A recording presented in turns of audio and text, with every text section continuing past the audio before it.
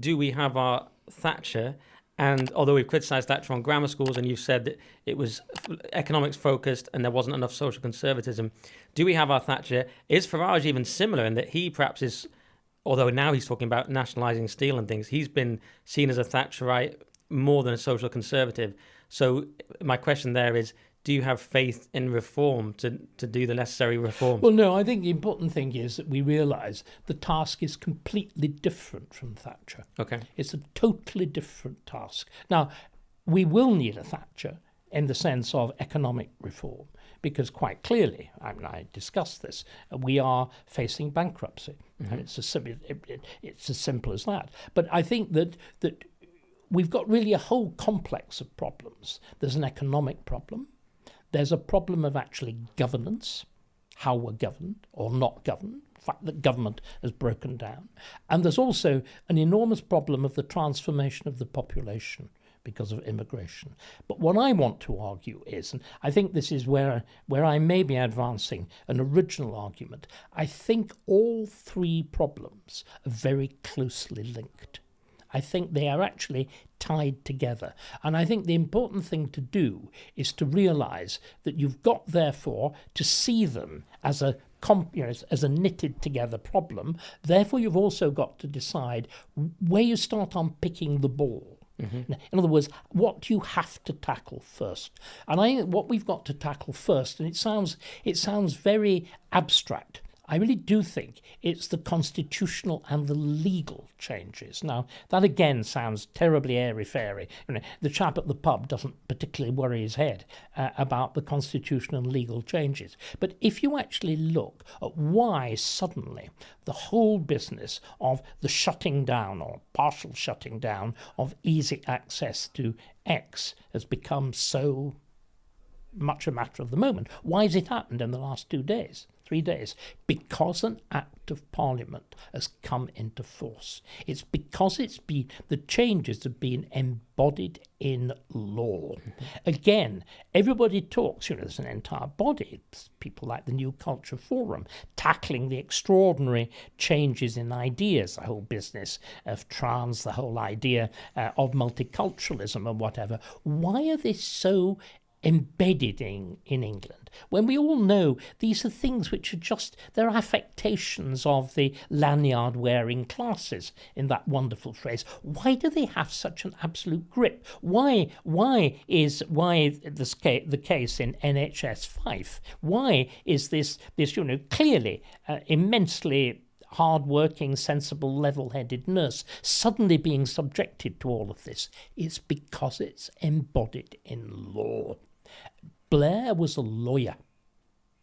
Key figures in his circle, like Jack Straw, Charlie Faulkner, were lawyers.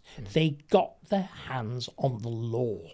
And unfortunately in Britain, for better generally, but also for worse, we take law seriously in a way which is quite different from the way in which law works in continental Europe. Our judiciary is genuinely much more independent. It's treated, there's far less direct political interference. And I think what we've got to do then is to look at the genius. I mean, I'm using this word deliberately. I hate Blair. I hate him almost as much as Starmer. But Blair was a genius.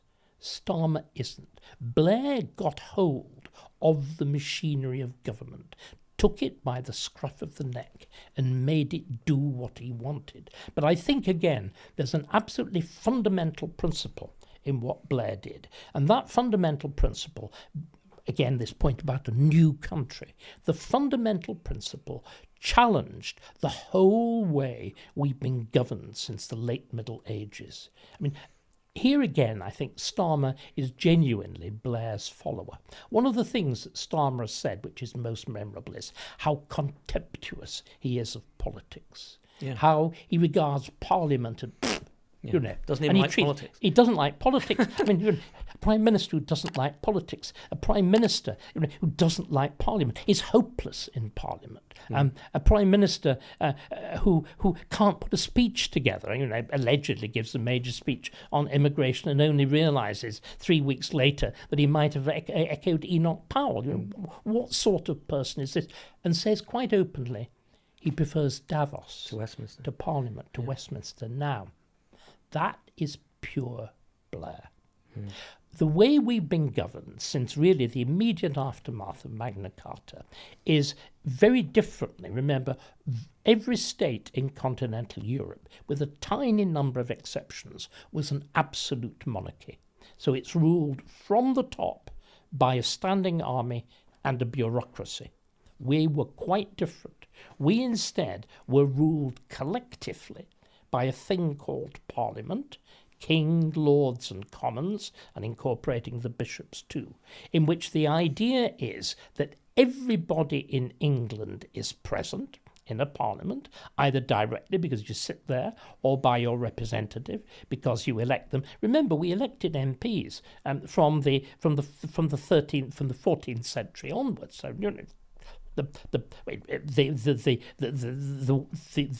so-called model parliament is of the 1260s.